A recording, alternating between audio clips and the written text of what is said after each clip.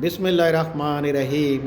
সেই গ্রামের এক ঐতিহাসিক এবং বাস্তবসম্মত গল্পটা আমার মনে পড়ে গেল।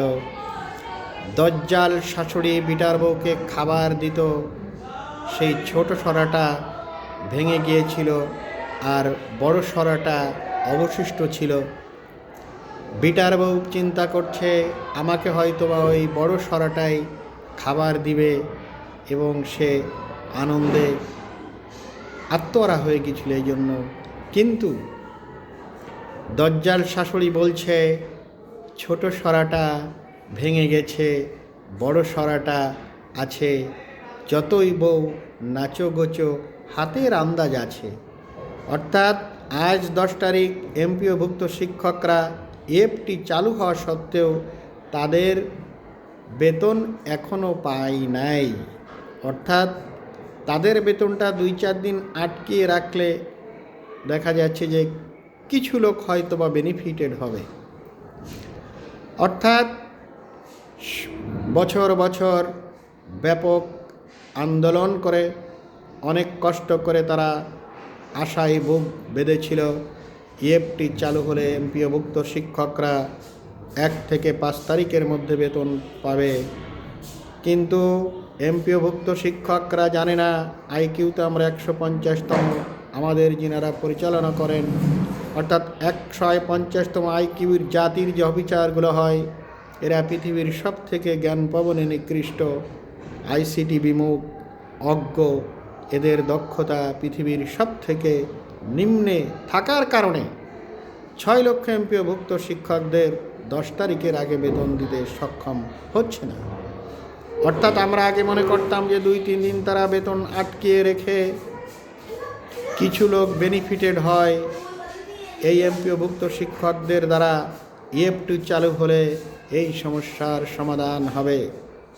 কিন্তু আমরা দেখছি এই সমস্যা তো সমাধান হয় নাই, এই সমস্যা আরও প্রকট হয়েছে। আজ 10 February, we have not yet got our salary unfortunately. অর্থাৎ 6 লক্ষ এমপিওভুক্ত শিক্ষক যদি তাদের বিদ্যুৎ বিলটা 2 দিন পরে ফাইন সহকারে দিতে হয়, সেখানে কত কোটি টাকা জরিমানা গুনতে হয় এই অসহায় হতদরিদ্র এমপিওভুক্ত শিক্ষকদের। এটা রিয়েলাইজিং করার মতো কেউ এদেশে নাই। শিক্ষা বিমুখ এ জাতির আমি মনে করি, যেহেতু একজন বিসিএস অফিসার শুধু কিছু বই খাতা বসে পড়ে মুখস্থ করলেই বিসিএস অফিসার হওয়া যায়। আমি অনেক আগেই বলছি, ক্যাডেট কলেজ পরিচালনা করে সেনাবাহিনী।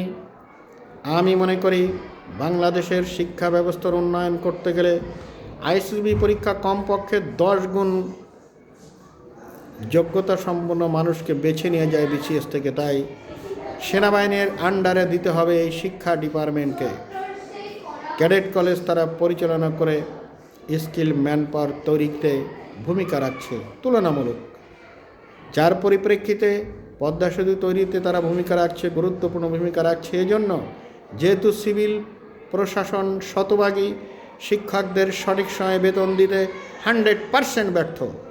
এই জন্য এই এমপিওভুক্ত শিক্ষকদের জ্বালাতন নিরসন করার জন্য, 16 কোটি মানুষের সন্তানদেরকে বেটার ফিডব্যাক দেওয়ার জন্য, জনসংখ্যাকে জনসম্পদে পরিণত করার জন্য, শিক্ষাকে বাংলাদেশের জনসংখ্যা তৈরির হাতিয়ার হিসেবে গড়ে তোলার জন্য, বিশ্বমানের জনসংখ্যা তৈরি করার জন্য অবশ্যই শিক্ষা ডিপার্টমেন্টকে সেনাবাহিনীর আন্ডারে দিতে হবে।